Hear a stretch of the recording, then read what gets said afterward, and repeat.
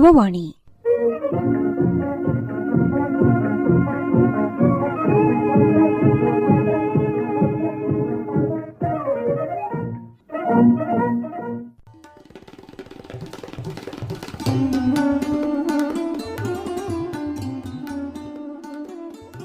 ಯುವ ಕೇಳುಗರಿಗೆಲ್ಲ ನಮಸ್ಕಾರ. ನಿಮ್ಮೆಲ್ಲರಿಗೂ ಇಂದಿನ ಯುವವಾಣಿ ಕಾರ್ಯಕ್ರಮಕ್ಕೆ ಪ್ರೀತಿಯ ಸ್ವಾಗತ. ಇಂದಿನ ಕಾರ್ಯಕ್ರಮದಲ್ಲಿ ಕೇಳಿ ಯುವ ಪ್ರತಿಭೆ. ಈ ಕಾರ್ಯಕ್ರಮದಲ್ಲಿ ಕರ್ನಾಟಕ ಶಾಸ್ತ್ರೀಯ ಸಂಗೀತದಲ್ಲಿ ವಿದ್ವತ್ ಪದವಿಯನ್ನ ಅಭ್ಯಾಸ ಮಾಡುತ್ತಿರುವ ಸ್ಮೃತಿ ಎಸ್ಸಿ ಇವರೊಂದಿಗಿನ ಸಂದರ್ಶನವನ್ನ ಕೇಳೋಣ. ಸಂದರ್ಶಕರು ಸುಜಾತ ಎಫ್ ತಳವಾರ್.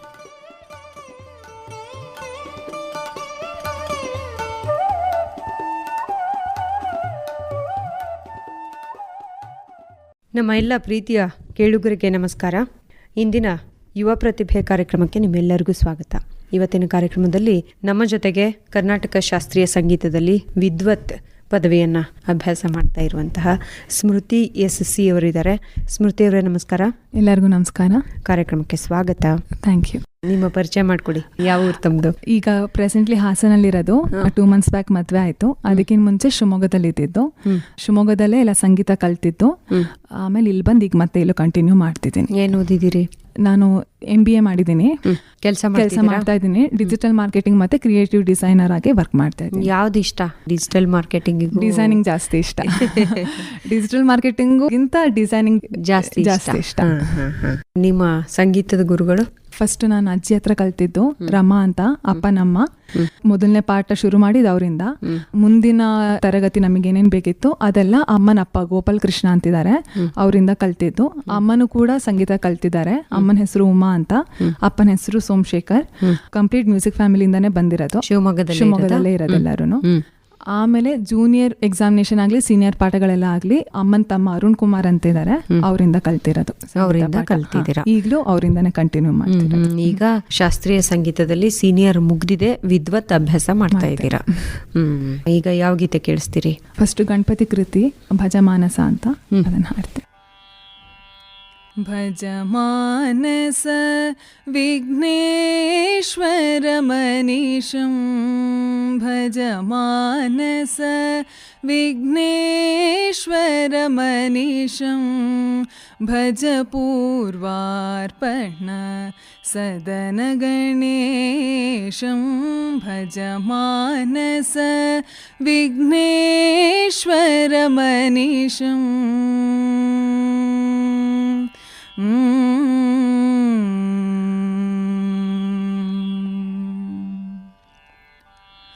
ಗಜವದನಂ ದುರಿತಂಕ ವಿನಾಶಂ, ಗಜವದನಂ ದುರಿತಂಕ ವಿನಾಶಂ, ಗಜವದನಂ ದುರಿತಂಕ ವಿನಾಶಂ, ಗತಶಮನಂ ಶತಸೂರ್ಯನಿಕಾಶಂ, ಗಜವದನಂ ದುರಿತಂಕ ವಿನಾಶಂ, ಗತಶಮನಂ ಶತಸೂರ್ಯನಿಕಾಶಂ, ಭಜಮಾನಸ ವಿಘ್ನೇಶ್ವರ ಮನೀಶಂ.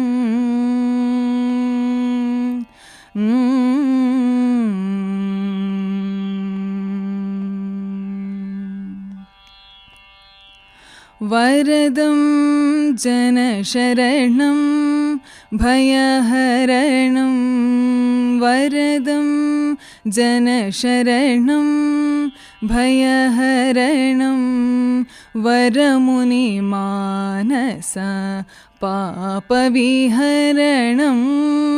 ವರಬಲರಸನರಥಂ ಭವತರಣಂ, ವರಬಲರಸನ ರಥಂ ಭವತರಣಂ, ವರಬಲರಸನ ರಥಂ ಭವತರಣಂ, ವನ ತುಳಸಿ ದಳ ಪೂಜಿತ ಚರಣಂ, ಭಜ ಮಾನಸ ವಿಘ್ನೇಶ್ವರಮನಿಶಂ ಭಜ ಪೂರ್ವಾರ್ಪಣ ಸದನ ಗಣೇಶಂ ಭಜ ಮಾನಸ ವಿಘ್ನೇಶ್ವರಮನಿಶಂ.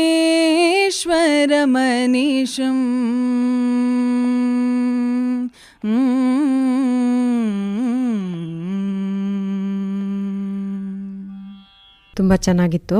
ಈಗ ಸಂಗೀತ ಕಲಿಬೇಕು ಅಂತ ನಿಮ್ಗೇನು ಹೊಸದಾಗೇನಿಲ್ಲ, ಮನೇಲಿ ಅಭ್ಯಾಸ ನಡೀತಾ ಇರ್ತಿತ್ತು, ಹಾಡ್ಕೊಳ್ತಾ ಇರ್ತಿದ್ರು, ಅದನ್ನ ನೋಡಿ ನಿಮ್ಗೂ ಆಸಕ್ತಿ ಬಂದಿರುತ್ತೆ, ಮತ್ತೆ ತಂದೆ ತಾಯಿರ ಒತ್ತಾಸೆ ಕೂಡ ಇರುತ್ತೆ, ಮಗಳು ಹಾಡ್ಲಿ ಅನ್ನೋ ಕೇಳಿನೇ ಒಂಥರ ಇಷ್ಟ ಆಗಿದ್ ಹಂಗೆ ಕಾನ್ಸರ್ಟ್ಸಿಗೆಲ್ಲ ಹೋಗ್ತಾ ಇದ್ದಿದ್ದು, ಹೋಗೋದು ಕೇಳೋದು ಅದೊಂಥರ ಇಷ್ಟ ಆಗ್ತಿತ್ತು. ಹಂಗೆ ಹಾಡ್ಸು ನೋಡಿದ್ರು, ಪ್ರಾಕ್ಟೀಸ್ ಮಾಡಿ ನೋಡಿ ಅಂತಂದ್ರು, ಆಮೇಲೆ ಇಷ್ಟನೂ ಆಯ್ತು. ಇಷ್ಟ ಆಯ್ತು. ವಿಶೇಷವಾಗಿ ಏನು ಇರ್ಬೇಕು ಸಂಗೀತಕ್ಕೆ? ವಿಶೇಷವಾಗಿ ಇರಬೇಕು ಮೊದಲನೇದಾಗಿ. ಆಸಕ್ತಿ ಇದ್ರೆ ಬೇರೆ ಎಲ್ಲ ಬರುತ್ತೆ. ಮತ್ತೆ ಟೈಮ್ ಕೊಡಕ್ ರೆಡಿ ಇರ್ಬೇಕು ಅಲ್ವಾ? ಸುಮ್ನೆ 1 hour ಹೋಗ್ತೀನಿ ಹಾಡ್ತೀನಿ ಅಂದ್ರೆ ಅದೆಲ್ಲ ಬರಲ್ಲ. ಸಂಗೀತ ಒಲಿಯೋದೇ ಇಲ್ಲ ಅಂತ ಹೇಳ್ತಾರೆ. ನಮಗೆ ಆಸಕ್ತಿ ಇದ್ದು ಟೈಮ್ ಕೊಡಕ್ ರೆಡಿ ಇದ್ರೆ ಯಾವುದೇ ವಿದ್ಯೆ ಆದ್ರೂ ಅಷ್ಟೇ, ಹೌದು, ಅಭ್ಯಾಸದಿಂದನೇ ಬರುತ್ತೆ. ಹೌದು, ಒಂದು ತಿಳ್ಕೊಳ್ಳೋದು, ತಿಳ್ಕೊಂಡ್ಮೇಲೆ ಅಭ್ಯಾಸ ಅಲ್ವಾ? ಬರೀ ಸ್ವರಗಳು ಬಂದ್ರೆ ಸಾಲದು, ಅದನ್ನ ಎಲ್ಲೆಲ್ಲಿ ಪೋಣಿಸ್ಬೇಕು ಅನ್ನೋ ಕಲೆ ಸಿದ್ಧಿಸ್ಬೇಕು ಅಂತಂದ್ರೆ ಪ್ರಾಕ್ಟೀಸ್ ಒಂದೇ ದಾರಿ. ಎಷ್ಟು ಗಂಟೆ ಅಭ್ಯಾಸ ಮಾಡ್ತೀರಾ? ಈಗ 1 hour ಮಾಡ್ತೀನಿ ಅಷ್ಟೇ.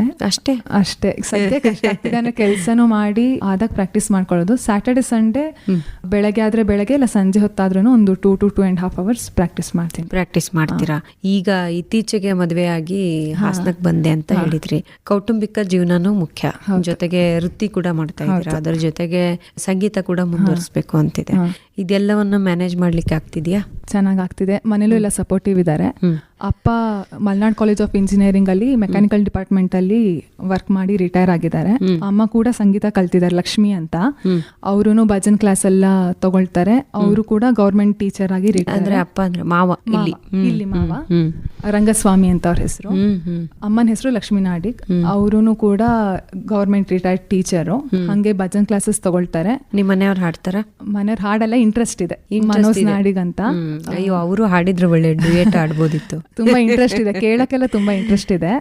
ಯಾವ್ದಾದ್ರು ಹಾಡಿದೀರಾ ನಿಮ್ಮ ಮನೆಯವ್ರಿಗೇನೆ? ಯಾವ್ದಾದ್ರು ವಿಶೇಷವಾಗಿ ಹಾಡಿದ್ವಿ? ವಿಶೇಷವಾದ ರಾಗ ಹಾಡಿದೀರಾ? ಯಾವ್ದು ಹಾಡಿದೀರಾ? ಆಕಾಶ ದೀಪವು ನೀನು, ಫಿಲಂ ಸಾಂಗ್ಸ್ ಏನೇನಿದೆ ಹಾಡಿರೋದು. ಫಿಲಂ ಸಾಂಗ್ಸ್ ಇಷ್ಟನಾ? ಇಷ್ಟ. ವಿದ್ವತ್ತಲ್ಲಿ ವಿಶೇಷವಾಗಿ ಏನ್ ಕಲಿತೀರಾ? ವಿದ್ವತ್ತಲ್ಲಿ ಹೊಸ ರಾಗಗಳೇ ಇದೆ. ಗೊತ್ತಿಲ್ದಿರೋ ರಾಗಗಳ ಹೆಸರಾಗ್ಲಿ, ಸ್ವಲ್ಪ ಕಷ್ಟನೂ ಇದೆ ಸೀನಿಯರ್ಗಿಂತ. ನಿರ್ವಲ್ ಈಗ ಗುರುಗಳು ಯಾರು? ಅರುಣ್ ಕುಮಾರ್ ಅಂತಾನೆ, ಅಮ್ಮನ ತಮ್ಮನೆ. ಅವರಿಂದಾನೆ ಕಂಟಿನ್ಯೂ ಮಾಡ್ತಿರೋದು. ಆನ್ಲೈನ್ ಕ್ಲಾಸಸ್ ಯಾವ್ಯಾವಾಗ ಆಗುತ್ತೆ ಅವಾಗ ಪ್ರಾಕ್ಟೀಸ್ ಆನ್ಲೈನ್ ಅಲ್ಲೇ ತಗೋತಾ ಇದ್ದೀರಾ? ಸೀನಿಯರಿಗೆ ಕಂಪೇರ್ ಮಾಡಿದ್ರೆ ವಿದ್ವತ್ತಲ್ಲಿ ಕಲಿಯುವಂಥದ್ದೇ ತುಂಬಾ ಇದೆ. ಎಷ್ಟು ಕಲ್ತ್ರೂ ಸಾಕಾಗಲ್ಲ ಅನ್ನೋದು ವಿದ್ವತ್ತಲ್ಲಿ ಗೊತ್ತಾಗತ್ತೆ. ಒಂದೇನಂತಂದ್ರೆ, ಈಗ ಸಿಲೆಬಸ್ ಕಂಪ್ಲೀಟ್ ಮಾಡಿ ಎಕ್ಸಾಮ್ ತಗೊಂಡು ಪಾಸ್ ಆಗೋದ್ ಬೇರೆ, ಆದ್ರೆ ಅದನ್ನ ಹೇಗ್ ಹಾಡ್ತೀರಾ, ನೀವು ಹೇಗೆ ಕಲಿಸ್ತೀರಾ ಅನ್ನೋದು ಬಹಳ ಮುಖ್ಯ ಆಗುತ್ತೆ. ಬರೀ ಎಕ್ಸಾಮ್ ತಗೊಂಡ್ರೆ ಸಾಕಾಗಲ್ಲ. ಎಕ್ಸಾಮ್ ಪಾಸ್ ಮಾಡ್ಕೊಬಹುದು, ಆದ್ರೆ ಆಮೇಲೆ ಹಾಡಕ್ಕೆ ಬರಲ್ಲ, ಎಲ್ಲಿ ಹೋದ್ರೂ ಬರೀ ಮಿಸ್ಟೇಕ್ಸೇ ಮಾಡ್ತೀವಿ ಅಂದ್ರೆ ಬರೀ ಎಕ್ಸಾಮ್ ಪಾಸ್ ಮಾಡೋದ್ರಿಂದ ಏನು ಯೂಸ್ ಇಲ್ಲ ಅಂತ ಅದ್ರಲ್ಲಿ ಗೊತ್ತಾಗುತ್ತೆ. ಎಕ್ಸಾಮ್ ದಿನ ಚೆನ್ನಾಗಿ ಹಾಡ್ಬೋದು, ಆದ್ರೆ ದಿನ ಚೆನ್ನಾಗಿ ಹಾಡ್ಬೇಕಲ್ಲ. ಕಲಿಯೋದ್ ಯಾವತ್ತೂ ನಿಲ್ಲಬಾರ್ದು ಸಹ. ಈಗ ಏನ್ ಕೇಳಿಸ್ತೀರಿ? ಒಂದು ದೇವ್ರ ನಾಮ ಶ್ರೀ ಜಗದೀಶ್ವರಿ ಅಂತ ಬಹುದಾರಿ ರಾಗದಲ್ಲಿದೆ. ಶ್ರೀ ಜಗದೀಶ್ವರಿ ದುರ್ಗಾ, ಶ್ರೀ ಜಗದೀಶ್ವರಿ ದುರ್ಗಾ ಮಾತಾ, ಶ್ರೀ ಜಗದೀಶ್ವರಿ ದುರ್ಗಾ ಮಾತಾ, ಶ್ರೀ ಜಗದೀಶ್ವರಿ ದುರ್ಗಾ ಮಾತಾ, ಸ್ವಾಗತಂ ಸುಸ್ವಾಗತಂ. ಶ್ರೀ ಜಗದೀಶ್ವರಿ ದುರ್ಗಾ ಮಾತಾ, ಶ್ರೀ ಜಗದೀಶ್ವರಿ ದುರ್ಗಾ ಮಾತಾ, ಸ್ವಾಗತಂ ಸುಸ್ವಾಗತಂ, ಸ್ವಾಗತಂ ಸುಸ್ವಾಗತಂ.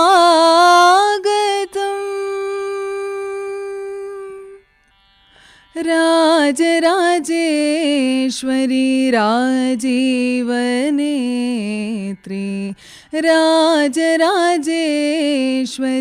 राजीवनेत्री शिवमनोरञ्जनी भवभयभञ्जनी राजराजेश्वरी राजीवनेत्री शिवमनोरञ्जनी भवभयभञ्जनी श्रीजगदीश्वरी दुर्गा माता श्रीजगदीश्वरी दुर्गा सृष्टि स्थिति लयकारिणि देवी सृष्टि स्थिति लयकारिणि देवी दुष्ट निग्रह शिष्ट पालिनी सृष्टि स्थिति लयकारिणि देवी दुष्ट निग्रह शिष्ट पालिनी श्री जगदीश्वरी दुर्गा माता श्री जगदीश्वरी दुर्गा विश्वरूपिणी विश्वकारिणी विश्वरूपिणी विश्वकारिणी पालय मां पालय मां पालय मां सर्वपापनाशिनी पालय मां सर्वपापनाशिनी श्री जगदीश्वरी दुर्गा माता श्री जगदीश्वरी दुर्गा माता स्वागतं सुस्वागतं स्वागतं सुस्वागतं स्वागतं सुस्वागतं ಮನೆಯಲ್ಲಿ ಒಬ್ಬರೇ ಮಗಳ ಹೇಗೆ? ನನ್ಗೆ ಟ್ವಿನ್ ಸಿಸ್ಟರ್ ಇದ್ದಾಳೆ ಸ್ಫೂರ್ತಿ ಅಂತ. ಅವಳು ಮದ್ವೆ ಆಗಿ ಬೆಂಗಳೂರಲ್ಲಿದ್ದಾಳೆ. ಸಂಗೀತ ಕಲ್ತಿದಾರ? ಇಬ್ರು ಒಟ್ಟಿಗೆ ಕಲ್ತಿದ್ದು. ಸಿಸ್ಟರ್ಸ್ ಸಂಗೀತ ಮತ್ತೆ ಕ್ಲಾಸಿಕಲ್ ಡ್ಯಾನ್ಸ್ ಕೂಡ ಭರತನಾಟ್ಯಂ ಆಗಿದೆಯಾ? ಜೂನಿಯರ್ ಎಕ್ಸಾಮ್ ಆಗಿದೆ, ಸೀನಿಯರ್ ಪೋರ್ಷನ್ಸ್ ಆಗಿದೆ, ಬಟ್ ಎಕ್ಸಾಮ್ ಕಟ್ಟಕ್ಕಾಗಲಿಲ್ಲ. ಈ ಸಂಗೀತ ಮತ್ತು ನಾಟ್ಯ ಎರಡೂ ಒಂದಕ್ಕೊಂದು ತುಂಬಾ ರಿಲೇಟ್ ಮಾಡಬಹುದು ಅಲ್ವಾ? ನಾಟ್ಯಕ್ಕೆ ಸಂಗೀತ ಬೇಕೇ ಬೇಕು, ಸಂಗೀತಕ್ಕೆ ನಾಟ್ಯ ಬೇಕಿಲ್ದೇ ಇರಬಹುದು, ಆದ್ರೆ ನಾಟ್ಯಕ್ಕೆ ಇದ್ರೆ ಚೆನ್ನಾಗಿರುತ್ತೆ ಅಲ್ವಾ? ತಾಳ ಆಗ್ಲಿ ರಾಗ ಆಗ್ಲಿ ತುಂಬಾ ಹೆಲ್ಪ್ ಕೊಡುತ್ತೆ. ಆಮೇಲೆ ಡ್ಯಾನ್ಸ್ ಅಲ್ಲೂ ಅಷ್ಟೇ, ಹಾಡ್ ಹೇಳ್ಕೊಂಡೆ ಡ್ಯಾನ್ಸ್ ಮಾಡೋದ್ರಿಂದ ಅದೇನೇನ್ ಕೃತಿಗಳಿದೆ, ಏನೇನ್ ಜತಿ ಸ್ವರಗಳಿದೆ ಅದೆಲ್ಲ ನಮಗೆ ಸಂಗೀತದಲ್ಲೂ ಆಗಿರುತ್ತೆ. ಡ್ಯಾನ್ಸ್ ಅಲ್ಲಿ ಇನ್ನೂ ಬೇಗ ಕಲಿಯಕ್ ಹೆಲ್ಪ್ ಆಗುತ್ತೆ. ಒಂದು ಈಗ ನಿಮ್ಗೆ ತುಂಬಾ ಜನ ಸ್ನೇಹಿತರು ಇರ್ತಾರೆ, ಸಂಗೀತ ಕಲಿತವ್ರು ಇರ್ಬೋದು, ಆಮೇಲೆ ನೃತ್ಯ ಕಲಿತವ್ರು ಇರ್ಬೋದು, ಅಥವಾ ಕಲಿದೇ ಇರೋರು ಇರ್ಬೋದು. ಏನ್ ವ್ಯತ್ಯಾಸ ಅಂತ ಅನ್ಸುತ್ತೆ ಅಂದ್ರೆ, ಯಾವುದೇ ತರಹದ ಒಂದು ಚಿತ್ರಕಲೆ ಆಗಿರ್ಬೋದು, ಹಾಡೋದಿರ್ಬೋದು, ಡ್ಯಾನ್ಸ್ ಮಾಡೋದಿರ್ಬೋದು, ಬೇರೆ ಇನ್ಯಾವುದೇ ಒಂದು ಆಸಕ್ತಿಯನ್ನ ಇಟ್ಕೊಂಡು ಕಲ್ತು ಉದ್ಯೋಗದ ಜೊತೆಗೇನೆ ಇದನ್ನು ತಗೊಂಡು ಹೋಗೋದಕ್ಕೂ, ಏನು ಕಲೀಲಾರ್ದೆ ಬರೀ ಉದ್ಯೋಗ ಮಾಡೋದಕ್ಕೆ ಏನಾದ್ರೂ ವ್ಯತ್ಯಾಸ ಇದೆ ಅನ್ಸುತ್ತಾ? ಯಾಕಂದ್ರೆ ಈಗ ನಾವು ಕಲ್ತಿರೋದ್ರಿಂದ ನಾವು ಟೈಮ್ ಸಿಗ್ದ ಹೆಂಗ್ ಪ್ರಾಕ್ಟೀಸ್ ಮಾಡ್ತೀವಿ, ಆ ಟೈಮ್ ನ ಹೆಂಗ್ ಯೂಸ್ ಮಾಡ್ಕೊಳ್ತೀವಿ ಗೊತ್ತಿದೆ. ಸುಮ್ನೆ ಏನು ಕಲಿದೆ ಇದ್ದವರು ಹೆಂಗೆ ಟೈಮ್ ಎಷ್ಟು ವೇಸ್ಟ್ ಆಗತ್ತೆ ಅದು ಗೊತ್ತಾಗತ್ತೆ. ಇನ್ನೊಂದು ಸ್ವಲ್ಪ ನಮಗೆ ಏನಾದ್ರು ಬೇರೆ ಚೇಂಜ್ ಇರ್ಬೇಕು ಅಂದ್ರೆ ನಮಗೆ ಏನಾರು ಒಂದು ಹಾಬಿ ಇರ್ಲೇಬೇಕಾಗತ್ತೆ. ನಮಗೊಂದ್ ಸ್ವಲ್ಪ ಮೈಂಡ್ ಫ್ರೆಶ್ ಆಗತ್ತೆ, ಏನೋ ಒಂದ್ ಕಲ್ತಿದೀವಿ, ಏನೋ ಒಂದ್ ಮಾಡ್ತೀವಿ ಅಂತ ಅಂದಾಗ ನಮಗೆ ಅದ್ರ ಕಡೆ ಗಮನ ಕೊಟ್ಟು ಒಂದ್ ಸ್ವಲ್ಪ ಬರೀ ಕೆಲ್ಸ, ಬರೀ ಮೊಬೈಲ್ ಇಟ್ಕೋ ಅದೆಲ್ಲ ಬಿಟ್ಬಿಟ್ಟು, ಈಗ ಮೊಬೈಲ್ ಬಂದಿರೋದ್ರಿಂದ ಮೊಬೈಲ್ ಇಟ್ಕೊಂಡೆ ಕೂತಿರ್ತಾರೆ. ಅಟ್ಲೀಸ್ಟ್ ಏನಾರು ಒಂದ್ ಹಾಬಿ ಇದ್ರೆ ಏನೊಂದ್ ಮಾಡ್ತಿದೀವಿ, ಮೇನ್ ಆಗಿ ನಮ್ ಮೈಂಡ್ ಫ್ರೆಶ್ ಆಗತ್ತೆ. ನೀವು ಮೊಬೈಲ್ ನೋಡಲ್ವಾ? ನೋಡ್ತೀನಿ. ಎಷ್ಟೊತ್ತು ನೋಡ್ತೀರಾ? ಬೋರ್ ಆದಾಗೆಲ್ಲ ನೋಡ್ತೀನಿ, ಇಲ್ಲ ಅಂತ ಹೇಳ್ತಿಲ್ಲ. ಮೊಬೈಲ್ ಯೂಸ್ ಮಾಡೋದೇನ್ ಬಿಟ್ಟಿಲ್ಲ ಯಾವತ್ತೇನು. ಆದ್ರೆ ಬರೀ ಮೊಬೈಲೇ ಇಟ್ಕೊಂಡು ಕೂರಕ್ ನಂಗೂ ಏನ್ ಇಷ್ಟ ಆಗಲ್ಲ.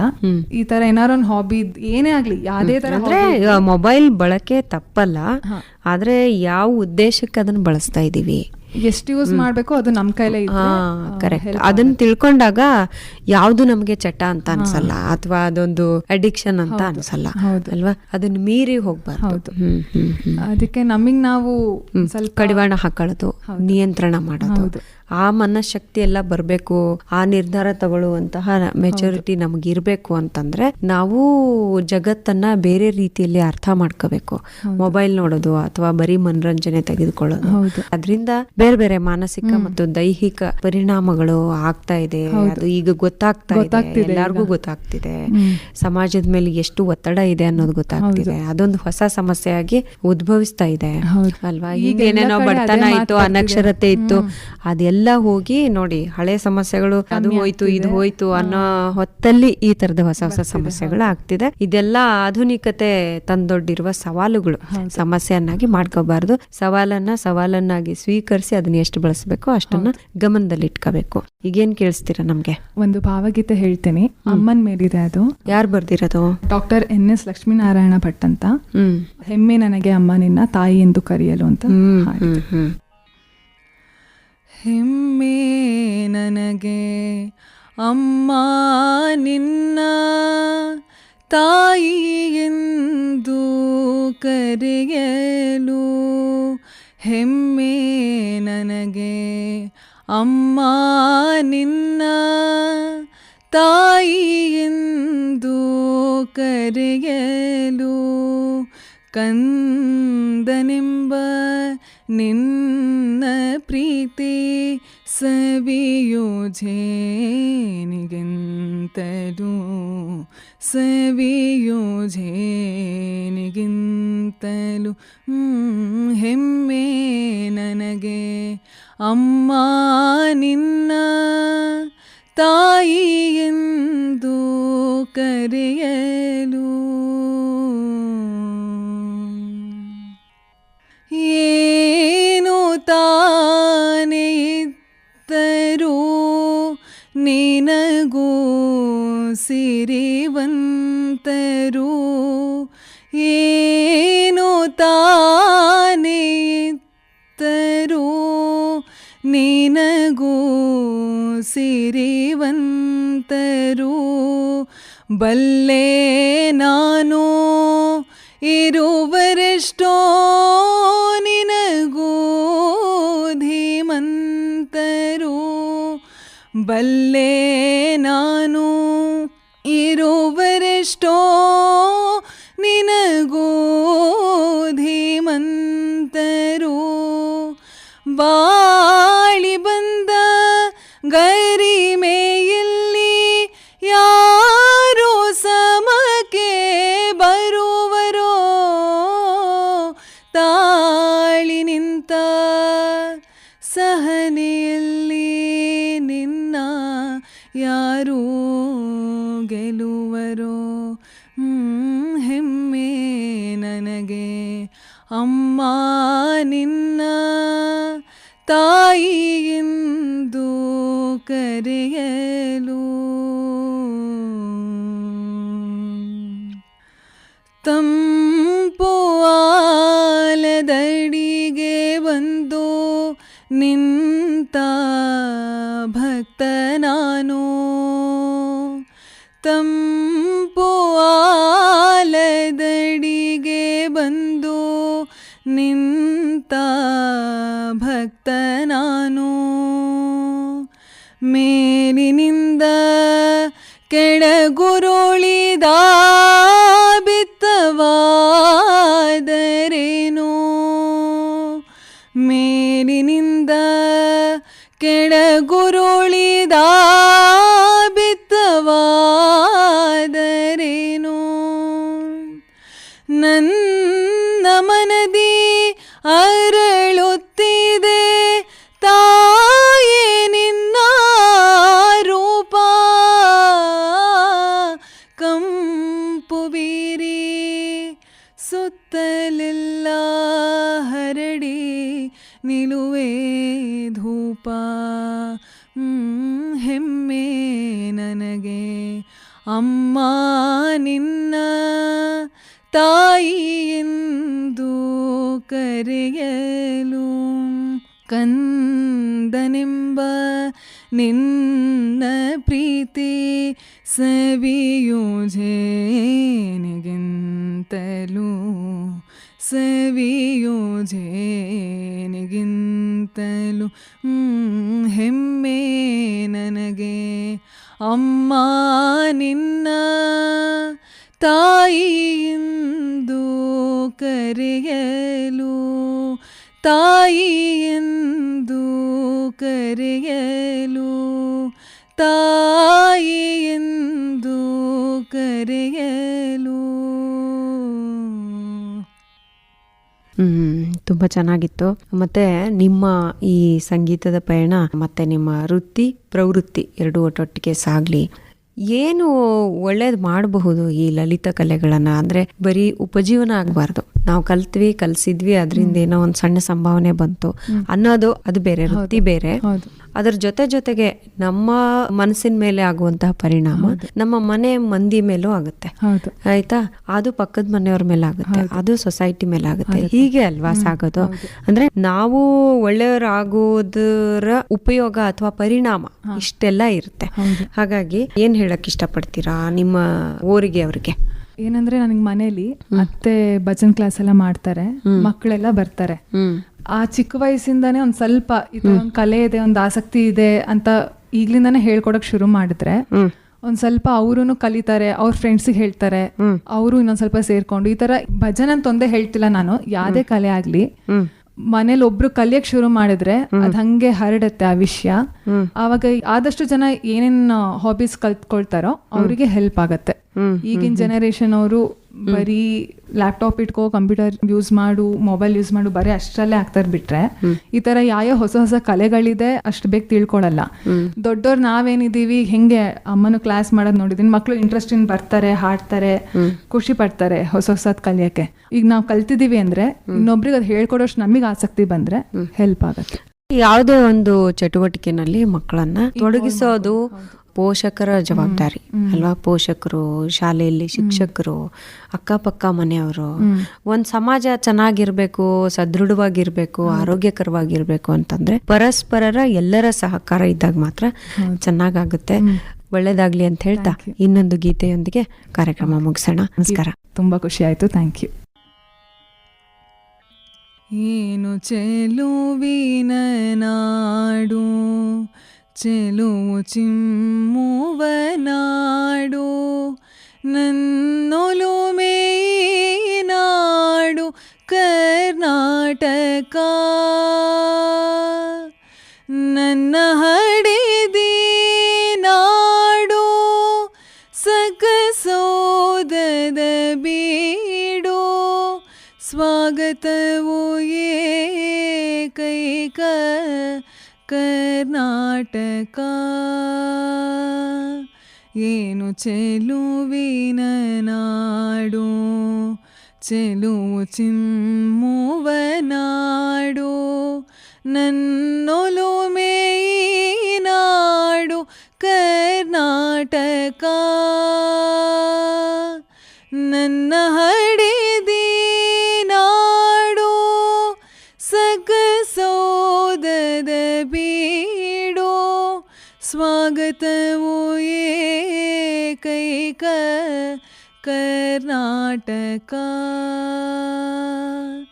ಏನು ಚೆಲುವಿನ ನಾಡು. ಹಾಲ ಹೊಳೆ ಜೇನು ಮಳೆ ನನ್ನ ತಾಯಿ ನುಡಿಯಲ್ಲಿ, ಗಿರಿನವಿಲು ಗರಿಗೆದರಿ ಆಡಿದಂತೆ, ಏಳು ಬಣ್ಣದ ಬಿಲ್ಲು ತಾಯ ಗಾಯನದಲ್ಲಿ, ಉಷೆ ಹಸೆಯ ಮಣೇರಿ ಓಡಿದಂತೆ. ಏನು ಚೆಲುವಿನ ನಾಡು. ಇದುವೆ ಕರ್ನಾಟಕವೋ ನನ್ನ ಸಿರಿ ತವರೂರು, ಇದರ ಕರುಣೆಯ ಬಳ್ಳಿ ಬೆಳೆಯುತ್ತಿರಲಿ. ಕನ್ನಡಮ್ಮನ ನುಡಿಯೋ ಬಾನಿನಲ್ಲಿ ಬೆರೆಯಲಿ, ಅವಳ ಒಡಲಿನ ಚಿಲುಮೆ ಬತ್ತದಿರಲಿ. ಏನು ಚೆಲುವಿನ ನಾಡು. ಜಯತು ಕನ್ನಡ ನಾಡು, ಜಯತು ಮಂಗಳ ಬೀಡು, ಜಯ ಜಯತು ಜಯ ರಾಜ ರಾಜೇಶ್ವರಿ. ಜಯವು ಕನ್ನಡ ನುಡಿಗೆ, ಜಯವು ಕನ್ನಡ ಜನಕ್ಕೆ, ಜಯ ನಿನಗೆ ಕರುನಾಡ ಬನಶಂಕರಿ. ಏನು ಚೆಲುವಿನ ನಾಡು, ಚೆಲುವು ಸಿಮ್ಮುವ ನಾಡು, ನನ್ನೊಲುಮೆ ನಾಡು ಕರ್ನಾಟಕ. ನನ್ನ ಹಡೆದಿ ನಾಡು ಸಕಸೋದದ ಬೀಡು, ಸ್ವಾಗತವು ಏಕೈಕ ಕರ್ನಾಟಕ. ಏನು ಚೆಲುವಿನ ನಾಡು.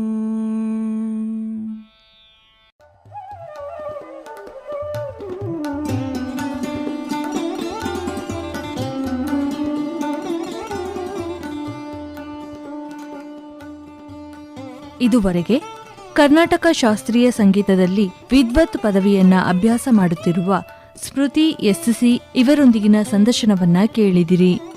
ಸಂದರ್ಶಕರು ಸುಜಾತ ಎಫ್ ತಳವಾರ್. ಇದಾಗಿತ್ತು ಇಂದಿನ ಯುವವಾಣಿ ಕಾರ್ಯಕ್ರಮ. ಮತ್ತೆ ಮುಂದಿನ ಕಾರ್ಯಕ್ರಮದಲ್ಲಿ ಭೇಟಿಯಾಗೋಣ. ಎಲ್ಲರಿಗೂ ನಮಸ್ಕಾರ.